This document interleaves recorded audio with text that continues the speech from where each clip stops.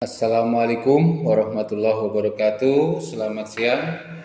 Salam sejahtera untuk kita semua. Baiklah, para mahasiswa, bagaimana kabarnya?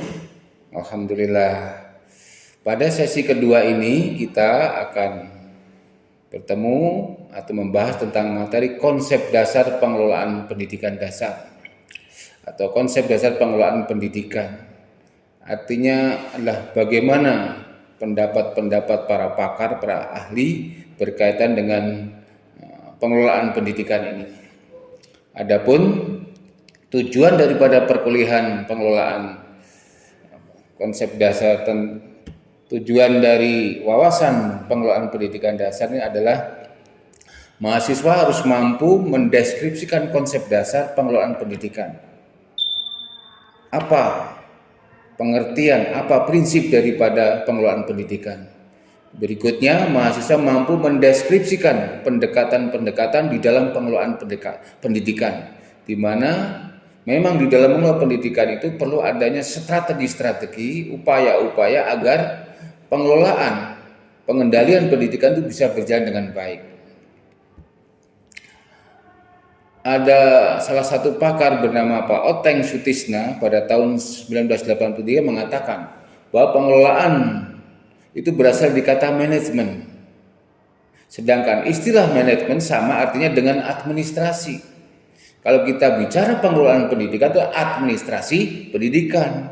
Oleh sebab itu, pengelolaan pendidikan dapat diartikan sebagai upaya menerapkan kaidah-kaidah administrasi dalam pendidikan. Artinya seorang guru ketika akan mengajar itu ada bukti fisiknya. Administrasinya apa? Ada silabus, ada RPP. Ini merupakan hal yang menjadi pegangan dari seorang guru. Jangan sampai apa yang disampaikan di dalam kelas tidak terdokumen dengan baik di dalam sebuah administrasi. Ada juga seorang ahli bernama Muhammad Rifai menjelaskan administrasi sebagai keseluruhan proses yang mempergunakan dan mengikut sertakan semua sumber potensi yang tersedia yang sesuai baik personal maupun material dalam usaha untuk mencapai bersama dalam suatu tujuan yang efektif dan efisien. Artinya di dalam satuan pendidikan seorang kepala kelas mampu menggerakkan, mengorganisir bagaimana pengelolaan pendidikan atau administrasi pendidikan itu dapat tercapai dengan sebaik-baiknya berupa dokumen-dokumen tertulis sehingga menjadi bagian terpenting dalam sebuah pengelolaan pendidikan. Adapun fungsi atau prinsip dari pengelolaan pendidikan itu pertama membuat putusan. Artinya seorang kepala sekolah harus mampu mengambil keputusan ketika sebuah pengelolaan pendidikan dimulai atau dilaksanakan dari sejak awal, di pertengahan sampai di akhir sebuah tahun pelajaran. Lalu juga fungsinya merencanakan. Planning ini penting sekali dalam merencanakan, sebab sebelum kita melakukan sebuah tindakan ada rencana dulu. Lalu diorganisir di mana tugas apa, fungsinya apa, sehingga tahu hak dan kewajiban dari setiap personil. Lalu dikomunikasikan dalam sebuah rapat-rapat atau di dalam pertemuan-pertemuan tentang visi misi sebuah satuan pendidikan. Lalu dikoordinasikan, diinformasikan antara komponen-komponen itu sehingga betul-betul bisa berjalan dengan baik.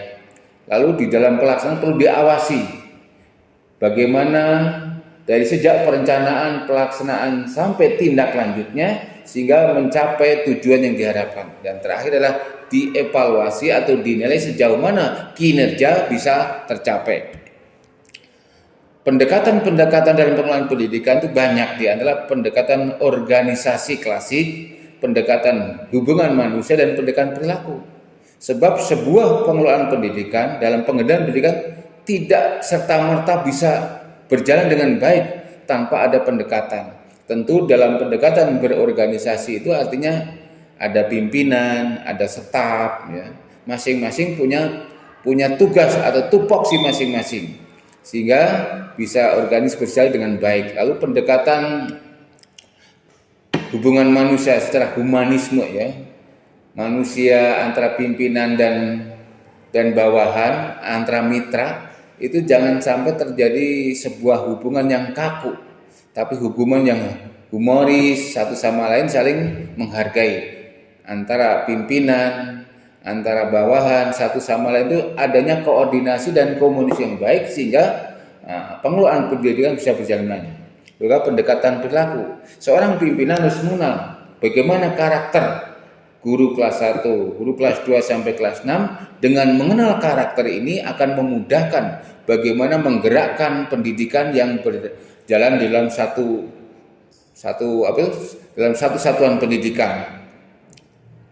Selanjutnya kita juga di dalam menjalankan ini, kita juga ada yang disebut dengan permasalahan. Apa sih masalah-masalah yang akan muncul di dalam pengelolaan pendidikan? Tentu pertama ya kita sumber daya manusianya dulu. Antara individu dan individu ini apakah terkolaborasi dengan baik atau tidak? Jangan sampai kita semua mengetahui permasalahan ini dibiarkan. Apabila masalah ini dibiarkan akan menimbulkan konflik-konflik di dalam sebuah satuan pendidikan. Ini harus dikendalikan agar otonomi pengelolaan pendidikan itu diartikan dalam arti yang sebaik-baiknya, dalam arti ada prinsip demokrasi ya. Sehingga organisasi bisa berjalan dengan baik, semua komponen bisa berjalan sesuai dengan yang diharapkan, sehingga kendali mutu pendidikan di satuan pendidikan itu atau skop mikro dan makronya bisa berjalan dengan baik. Itulah beberapa hal yang perlu Bapak sampaikan sehingga menjadi dasar kita di dalam mengendalikan sebuah manajemen pendidikan yang berjalan di satuan pendidikan. Saya kira pertemuan kita sampai di sini. Ada yang bertanya? Oh ya, bagus. Setiap permasalahan tentu bisa diselesaikan apabila ada komunikasi dan